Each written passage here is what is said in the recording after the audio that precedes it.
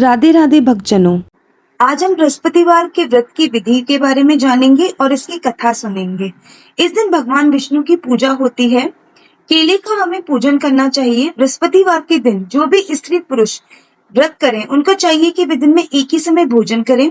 भोजन में पीले चने की दाल आदि करें, परंतु नमक नहीं खाएं। पीले वस्त्र पहने, पीले ही फलों का प्रयोग करें, पीले चंदन से पूजन करें और पूजन के बाद प्रेम पूर्वक इसकी कथा सुननी चाहिए। इस कथा को करने से मनुष्य की सारी इच्छाएं पूरी होती हैं, परिवार में सुख तथा शांति मिलती है। इसलिए ये व्रत सर्वश्रेष्ठ और सबके लिए अति फलदायक है। आइए इसकी कथा आरंभ करते हैं। प्राचीन समय की बात है। एक बड़ा प्रतापी तथा दानी राजा था। वह प्रत्येक गुरुवार को व्रत रखता एवं पूजन करता था। ये उसकी रानी को अच्छा न लगता। न वह व्रत करती, न ही किसी को एक पैसा दान में देती। राजा को भी ऐसा करने से मना किया करती। एक समय की बात है, राजा शिकार खेलने वन को गए थे।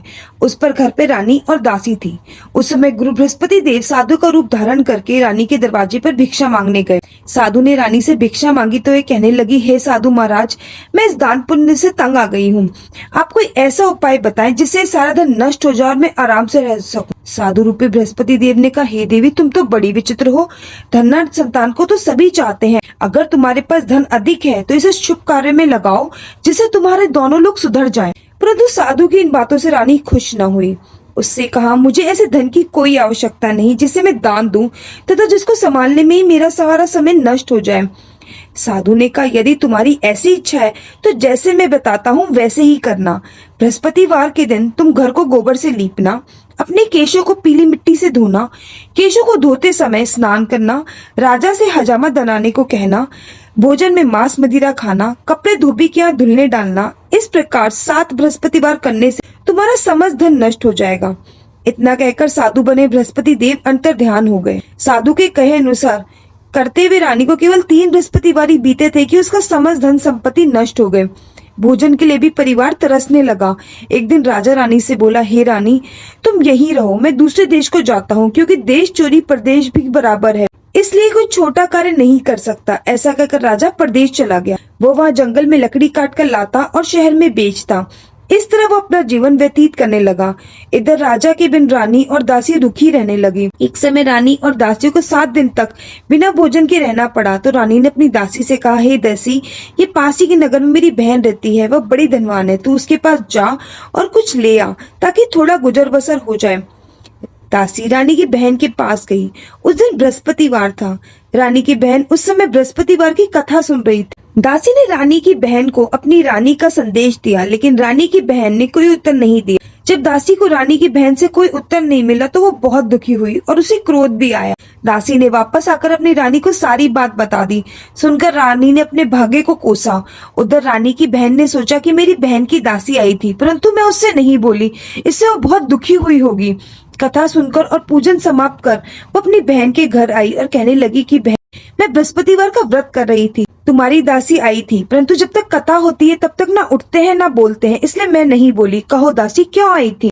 रानी बोली, बहन, हमारे घर अनाज नहीं था। ऐसे कहते कहते रानी की आंखें भर आई। उसने दासियों समेत भूखा रहने की बात भी बताई अपनी बहन को। रानी की बहन बोली, बहन देखो, बृहस्पति भगवान सबकी मनोकामना पूर्ण करते हैं, देखो शायद तुम्हारे घर में अनाज रखा हो। ये सुनकर दासी घर के अंदर गई तो उसे एक बड़ा घड़ा अनाज से भरा मिल गया। उसे बड़ी हैरानी हुई क्योंकि उससे एक एक बर्तन देख लिया था। उसने बाहर आकर रानी को बताया। दासी रानी से कहने लगी, हे रानी, जब हमको भोजन नहीं मिलता तो हम व्रत ही तो करते हैं, इसलिए क्यों ना इनसे व्रत की विधि और कथा पूछ ली जाए, हम भी व्रत किया करेंगे। दासी के कहने पर रानी ने अपनी बहन से बृहस्पति व्रत के बारे में पूछा। उसकी बहन ने बताया, बृहस्पतिवार के व्रत में चने की दाल और मुनक्का से विष्णु भगवान का केले की जड़ में पूजन करें तथा दीपक जलाएं, पीला भोजन करें तथा कहानी सुने। इससे गुरु भगवान प्रसन्न होते हैं, मनोकामना पूर्ण करते हैं। व्रत और पूजन की विधि बताकर रानी की बहन अपने घर लौट आई। रानी और दासी दोनों ने निश्चय किया कि बृहस्पति भगवान का पूजन जरूर करेंगे।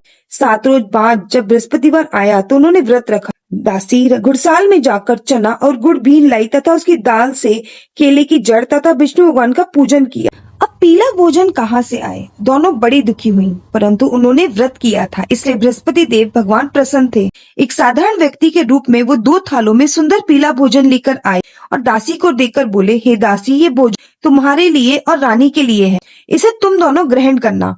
दासी भोजन पाकर बड़ी प्रसन्न हुई। उसने रानी को सारी बात बताई। इसके बाद से वह प्रत्येक बृहस्पतिवार को गुरु भगवान का व्रत और पूजन करने लगी। बृहस्पति भगवान की कृपा से उनके पास धन हो गया, परंतु रानी फिर से पहले की तरह आलस्य करने लगी। तब दासी बोली, देखो रानी, तुम्हें पहले भी इस प्रकार आलस्य करती थी, तुम्हें धन रखने में कष्ट होता था, इस कारण सभी धन नष्ट हो गया। अब गुरु भगवान की कृपा से हमें धन मिला है, तो फिर तुम्हें उसी प्रकार से आलस्य करती हो। बड़ी मुसीबतों के बाद हमने ये धन पाया है, इसे हमें दान पुण्य करना चाहिए। अब तुम भूखे मनुष्य को भोजन कराओ, प्याऊ लगवाओ, ब्राह्मणों को दान दो, कुआं, तालाब, बावड़ी आदि का निर्माण कराओ, मंदिर, पाठशाला बनवाकर ज्ञान दान दो, कुंवारी कन्याओं का विवाह करवाओ, अर्थात धन को शुभ कार्यों में खर्च करो, जिससे तुम्हारा कुल का यश बढ़े और स्वर्ग प्राप्त। दासी की बात सुनकर रानी शुभ कार्य करने लगी, इससे उसका यश फैलने लगा। एक दिन रानी और दासी आपस में विचार करने लगी कि ना जाने राजा किस दशा में होंगे, उनकी कोई खोज खबर भी नहीं है। उन्होंने श्रद्धा पूर्वक बृहस्पति भगवान की प्रार्थना की कि राजा जहाँ भी हो शीघ्र वापस आ जाए। उधर राजा प्रदेश में बड़ा दुखी रहने लगा। वह प्रतिदिन जंगल से लकड़ी बीन कर लाता, उसे शहर में बेचकर अपने दुखी जीवन को बड़ी कठिनाई से व्यतीत करता। एक दिन दुखी हो अपनी पुरानी बातों को याद करके वह रोने लगा और उदास हो गया। उसी समय राजा के पास बृहस्पति देव साधु के वेश में आकर बोले, हे लकड़हार, तुम इस सुनसान जंगल में किस चिंता में बैठे हो, मुझे बताओ। ये सुनकर राजा के नेत्रों में जल भर आया। साधु की वंदना कर राजा ने अपनी संपूर्ण कहानी सुना दी। महात्मा दयालु होते हैं। वे राजा से बोले, हे राजा, तुम्हारी पत्नी ने बृहस्पतिवार के दिन बृहस्पति भगवान का अपमान किया था, जिस कारण तुम्हारी ये दशा हुई। अब तुम चिंता मत करो, भगवान तुम्हें पहले से अधिक धन देगा। देखो, तुम्हारी पत्नी ने बृहस्पतिवार का व्रत करना आरंभ कर दिया है। अब तुम भी बृहस्पतिवार का व्रत करके चने की दाल व गुड़ जल के लोटे में डालकर केले का पूजन करो, फिर कथा कहो और सुनो, भगवान तुम्हारी सभी मनोकामना पूर्ण करेंगे। साधु की बात को सुनकर राजा बोला, हे प्रभु, लकड़ी बेचने के बाद मुझे इतना पैसा नहीं मिलता जिससे भोजन उपरांत कुछ बचा सकूं। मैंने रात्रि में अपनी रानी को व्याकुल देखा है, मेरे पास कुछ भी नहीं जिससे उसका मैं खोज खबर मंगा सकूं, और फिर मैं कौन सी कहानी कहूँ, मुझे कुछ भी मालूम नहीं। साधु ने कहा, हे राजन, मन में बृहस्पति भगवान का पूजन व्रत का निश्चय करो, मैं स्वयं तुम्हारे लिए कोई राह बना देंगे। बृहस्पतिवार के दिन तुम रोजाना की तरह लकड़ियां लेकर शहर को जाना। तुम्हें रोज से दुगना धन मिलेगा, जिससे तुम भली भांति भोजन कर लोगे तथा बृहस्पतिवार की पूजा का सामान भी आ जाएगा। जो तुमने बृहस्पतिवार की कहानी के बारे में पूछा है, वह इस प्रकार से है। प्राचीन काल में एक बहुत ही निर्धन ब्राह्मण था। उसकी कोई संतान न थी। वह नित्य पूजा पाठ करता। उसकी स्त्री न स्नान करती, न किसी देवता का पूजन करती। इस प्रकार ब्राह्मण देवता बहुत दुखी रहते थे। भगवान की कृपा से ब्राह्मण के यहाँ एक कन्या उत्पन्न हुई। कन्या बड़ी होने लगी। प्रातः स्नान करके वह भगवान विष्णु का जाप करती, बृहस्पतिवार का व्रत भी करती, पूजा पाठ समाप्त कर पाठशाला जाती और मुट्ठी में जौ भरकर ले जाती और पाठशाला जाने के मार्ग में डालती जाती। लौटते समय वही जौ स्वर्ण के हो जाते, उनको बीनकर घर ले आती। एक दिन वो बालिका सूप में उन सोने के जौ को फटक कर साफ कर रही थी। तभी उसकी माँ ने देख लिया और कहा, हे बेटी, सोने के जौ को फटकने के लिए सोने का सूप भी तो होना चाहिए। दूसरे दिन गुरुवार था। कन्या ने व्रत रखा और बृहस्पति देव से सोने के सूप को देने की प्रार्थना की। बृहस्पति देव ने उसकी प्रार्थना स्वीकार कर ली। रोजाना की तरह वह कन्या जौ फैलाती हुई पाठशाला चली गई। पाठशाला से लौटकर जब वह जौ बीन रही थी तो बृहस्पति देव की कृपा से उसे सोने का सूप मिला। वह उसे लेकर घर आ गई, उसमें जौ साफ करने लगी, परंतु इसकी माँ का वही ढंग रहा। एक दिन की बात है, कन्या सोने के सूप में जौ साफ कर रही थी। उस समय उस नगर के राजकुमार वहां से निकला। कन्या के रूप और कार्य को देखकर वह उस पर मोहित हो गया। राजमहल आकर वह भोजन तथा जल त्याग कर उदास होकर लेट गया। राजा को जब राजकुमार द्वारा अन्न जल त्यागने का समाचार ज्ञात हुआ तो उन्होंने मंत्रियों के साथ वो अपने पुत्र के पास गया और कारण पूछा। राजकुमार ने कहा, मैं उस लड़की के विवाह करना चाहता हूँ जो सोने के सूप में जौ साफ कर रही थी। मंत्री उस लड़की के घर गया।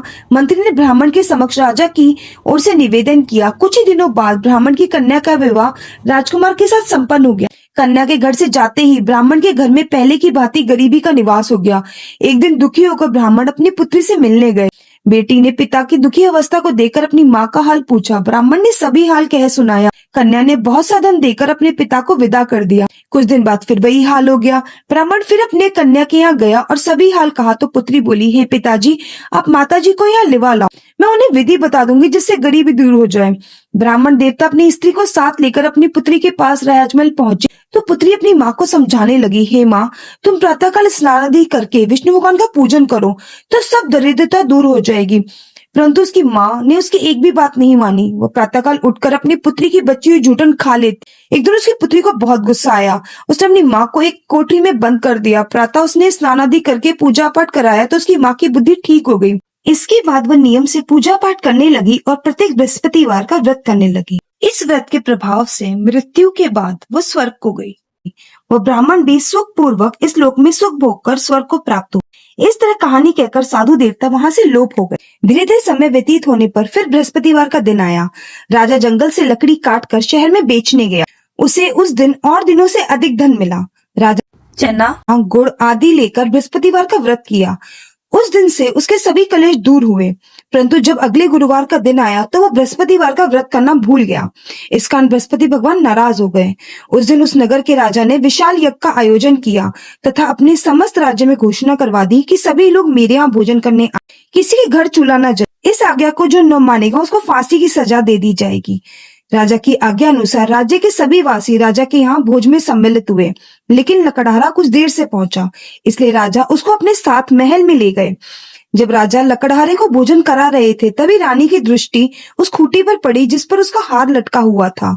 उसे हार खूंटी पर लटका दिखाई नहीं दिया। रानी ने निश्चय हो गया कि मेरा हार इसी लकड़हारे ने चुरा लिया है। उसी समय सैनिक बुलवाकर उसको जेल में डलवा दिया गया। लकड़हारा जेल में विचार करने लगा कि न जाने कौन से पूर्व जन्म के कर्म से मुझे यह दुख प्राप्त हुआ है, और जंगल में मिले साधु को याद करने लगा। तत्काल बृहस्पति देव साधु के रूप में प्रकट हो गए और कहने लगे, अरे मूर्ख, तूने बृहस्पति देवता की कथा नहीं की, इसी कारण तुझे दुख प्राप्त हुआ है। अब चिंता मत कर, बृहस्पतिवार के जेल खाने के दरवाजे पे तुझे 4 पैसे पड़े मिलेंगे। उससे तू बृहस्पतिवार की पूजा करना तो तेरे सभी कष्ट दूर हो जाएंगे। अगले बृहस्पतिवार उसे जेल के द्वार पर 4 पैसे मिले। राजा ने पूजा का सामान मंगवाकर कथा कही और प्रसाद बांटा। उसी रात्रि में बृहस्पति देव ने उस नगर के राजा को स्वप्न में कहा, हे राजा, तूने जिसे जेल में बंद कर दिया है उसे कल छोड़ देना, वह निर्दोष है। राजा प्रातःकाल उठा और खूंटी पर हार टंगा देखकर लकड़हारे को बुलाकर क्षमा मांगी तथा राजा ने उसे योग सुंदर वस्त्र आभूषण देकर विदा किया। गुरुदेव की आज्ञा अनुसार राजा अपने नगर को चल दिया। राजा जब नगर के निकट पहुंचा तो उसे बड़ा आश्चर्य हुआ। नगर में पहले से अधिक बाग, तालाब और कुएं और बहुत सी धर्मशाला, मंदिर आदि बने हुए थे। राजा ने पूछा कि ये सब किसके बाग और धर्मशाला है। तब नगर के सब लोग कहने लगे कि ये रानी और दासी द्वारा बनवाए गए हैं।